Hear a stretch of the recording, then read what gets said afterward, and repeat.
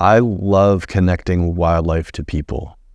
I think it's enriching for all of us to better understand the natural world around us. I think it adds value to our lives when we see some of these plants and animals that are absolutely spectacular.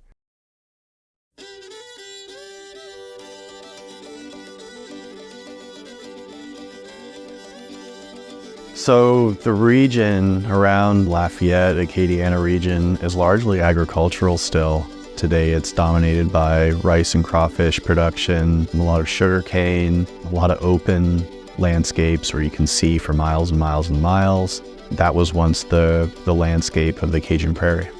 I grew up on a sugarcane farm in Generate. My grandparents were sugarcane farmers. But in college I discovered that the land that we grew our sugarcane on was prairie historically. And almost no one I knew that. What some people call ecological amnesia.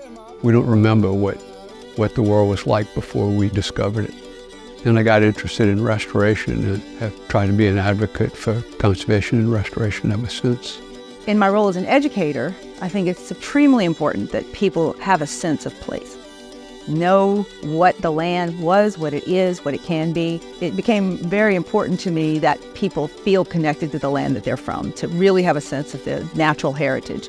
And sometimes you don't see that until you go away.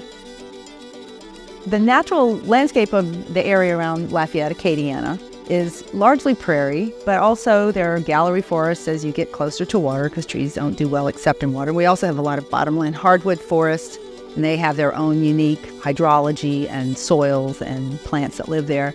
And of course we have marshes and bayous and swamps, but the places we live tend to be prairie. It was actually a tall grass prairie that's similar to the tall grass prairies of the Midwest, of the Great Plains, and it was this little remnant, unique, disjunct piece along the Gulf Coast. So grazing, fire, and drought are the three factors that really drive prairie. Those are the primary factors.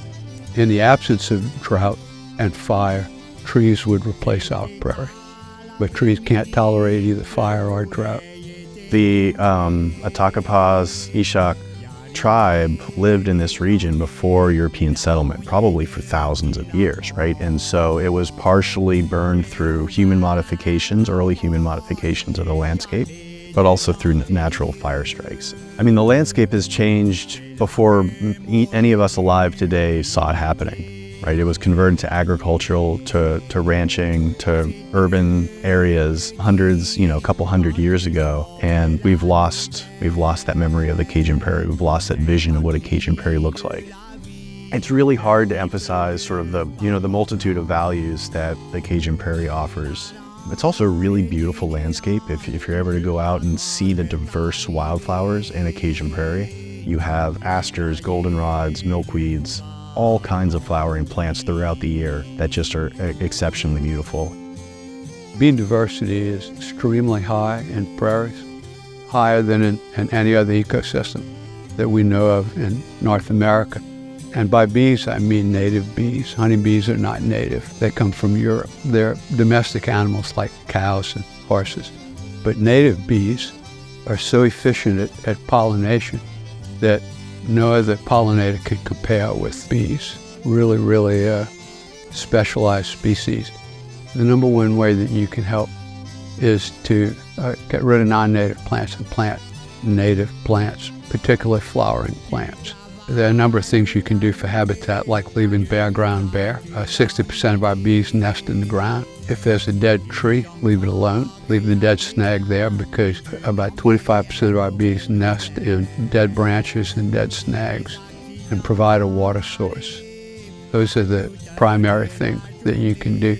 At the Audubon Society, we are absolutely invested in this program called Native Plants for Birds, where we're trying to encourage this valuation of native plants so that we can bring pollinators back, which help bring birds back. All of this is connected, and I think there's a lot of opportunity right now in our area. One of the most important things that everyday citizens in Lafayette can do is just look at the space that they manage and see what could be better.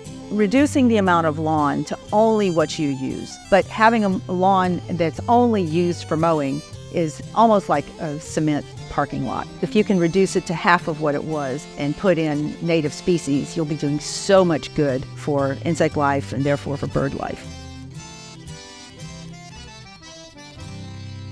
Today, a lot of this region is still really valuable for birds. You know, the rice and crawfish agricultural industry is one of the most sustainable agricultural resources that we have in our country. The timing of when water is added and removed from the landscape is really beneficial to wildlife. In late July, we see the drawdown of the crawfish ponds, and that coincided with the drawing out of the Cajun Prairie hundreds of years ago. And it also coincides with the end of nesting of all of these different kinds of colonial water birds, like herons and egrets. We have wood storks that migrate up from Mexico at this time of year to take advantage of this resource. And if you're lucky and you see one of these, you can see thousands of birds using these drying out crawfish ponds, which basically mimicked that pattern in the prairie system. If you've never seen a painted bunting before, it will change your world. If you've never seen a whooping crane before, when you think egrets are large, a whooping crane is absolutely magnificent. For the future, I really hope that everyone who lives here gets a better sense of the treasure that they're living on. We can't have these wild areas in everybody's backyard, but we should have access to them somewhere in our area, in our landscape, in our region. And I think it's really important as a piece of Cajun culture to have Cajun Prairie available to the people of Acadiana and Southwest Louisiana. Diversity in biology is strength. It's resilient. And so that's why it translates so well to our community, and that's the way it should be.